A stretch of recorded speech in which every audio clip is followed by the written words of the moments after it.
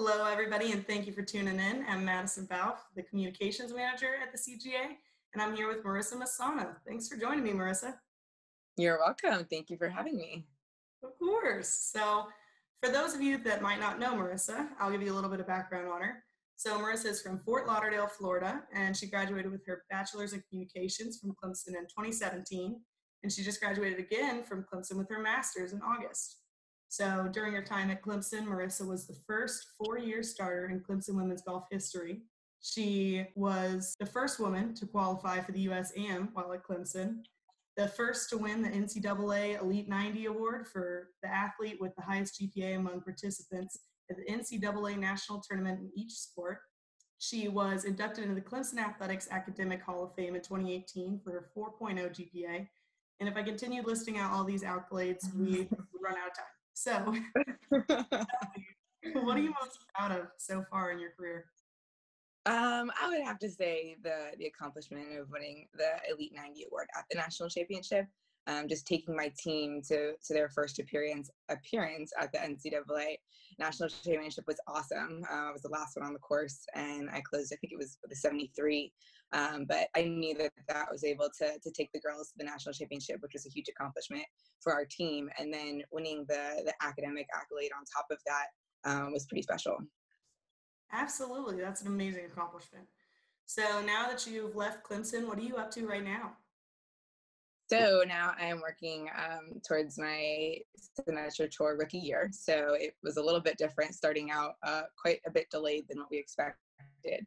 But it looks good. I'm excited for the tournaments that the tour has done a great job in postponing instead of canceling. So we're really happy about that. And I'll definitely have many opportunities to compete. That's awesome. So what's the first event that you're looking forward to coming up? So there's actually a few mini tour events in June. So we'll see. I'll probably get into a few of those just to warm up again. And then when July starts up, we'll have a full schedule where I think there's literally like 13 consecutive weeks almost of events. So it'll be great. Yeah, absolutely. Sounds like you'll be real busy. Yes. So tell me a little bit more about Clemson. How did those years at Clemson kind of form where you're at now? And tell me just about your experience there. Yeah, that was definitely an incredible 4 years on campus. I really enjoyed being involved with the the athletic department as a whole. They really provide an awesome experience for the student athletes across the board, whether it's, athletically, academically, and really just student athlete development as a person. So I felt like I really took advantage of that and, used all of those resources that they provided to kind of learn who you are, how can you be your best, and make the most out of those 4 years.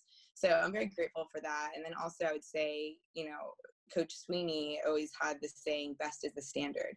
And that was something that they would put, all around the athletic department that I would see going to practice, and just kind of constantly having that mentality from a day-to-day basis really was so huge. I loved it. I remember the first time I saw it, I was like, wow, it's awesome. And I feel like I've kind of carried that through with whatever I do. And it's like, if I'm going to do something, I'm going to give my best and set that standard of excellence in hopes of, achieving the best that you can. So I think that was really, really cool. And just being a part of that mentality with whether it was the golf team specifically or the athletic department as a whole, I think they've done an incredible job. And that's something that is really special to me that I've found was awesome.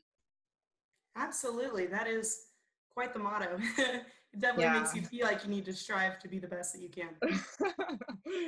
That's right. So do you have any memories or experiences that kind of stand out, and it's one of those days or one of those moments that you say, this is what my college career was about? Do you have anything, any stories or memories or just something that makes you smile when you think back at your 4 years? Speaking of Coach Sweeney, it kind of reminds me of when they were building their new football facility. It was right across the street from our golf facility. So remembering practicing at that golf facility every day is like super special to me. It was just an amazing place. And I do remember one night, and it was a lighted area, so you could go at night and practice and flip on the stadium lights. So I remember being out there and hitting on the range, and Coach Sweeney was leaving his office at like 10 p.m.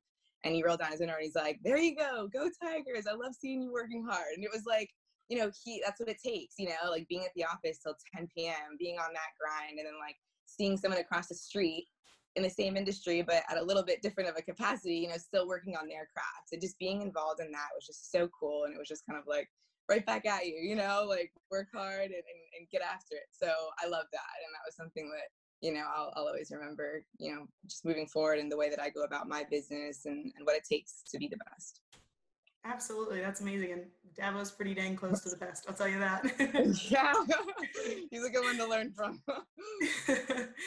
You have graduated with your bachelor's from Clemson and then again with your master's, and now you've gone through Q school. You're headed to Symetra tour. Did you expect that you'd be this far at your age in your career? Yeah. I never actually had a goal of finishing my master's or anything like that, but I just worked really hard and I realized that I was ahead of the game. And so I had the opportunity to start my master's during my 4th year of schooling, or my 4th year of eligibility.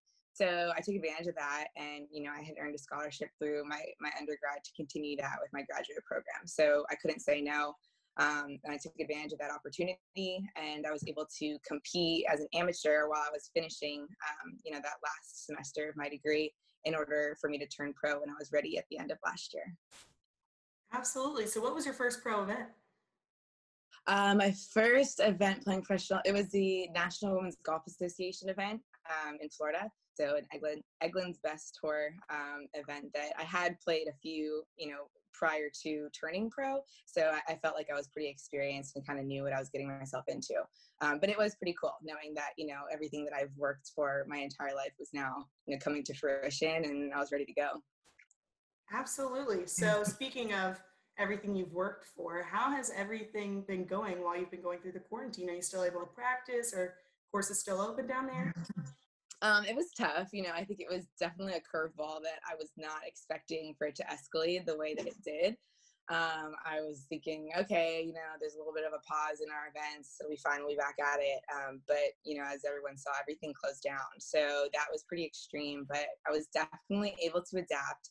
I have a putting mat downstairs that I continue working on my putting, chipping outside. I can do dry swing work. So I've been making progress, and I'm excited about it. So I'll be ready to go once we start competing again. So what do you think the next 6 months to a year kind of looks like for you? I know there's a lot of viewers that we're going to have watching this that are planning on going to college and maybe hoping to go for Symetra and LPGA.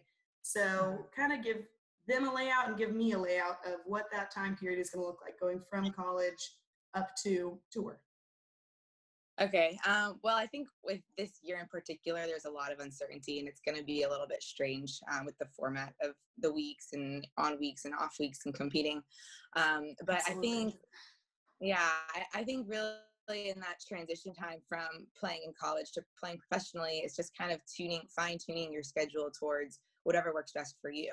I think in college, you kind of have to put the best interest of the team at the forefront of the way you go about your business.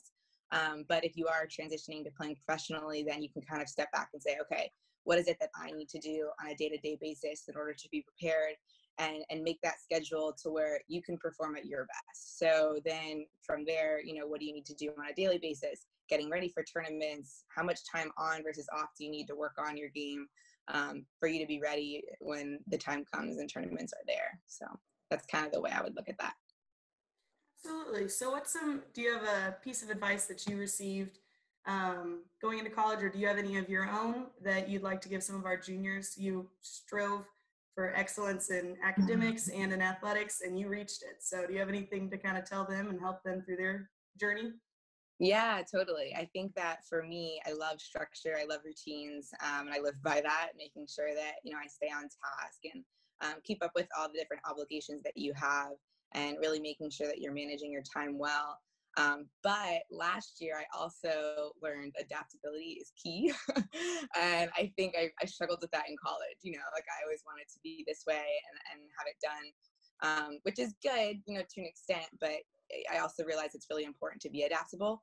And, this is a perfect example with like the uncertainty of the pandemic. Things like this happen, and really, whether there is a crisis or not, there's always things that you would be best adapting for.